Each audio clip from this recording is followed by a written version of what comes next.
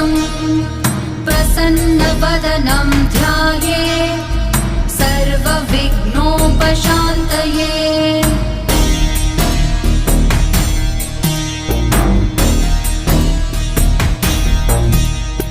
शान्ताकारं भुजगशयनं पद्मनाभं सुरेशम् विश्वाधारं गगनसदृशं मेघवर्णं शुभाङ्गम् लक्ष्मीकान्तं कमलनयनं योगिभिर्ध्यानगम्यं वन्दे विष्णुं भवभयहरम्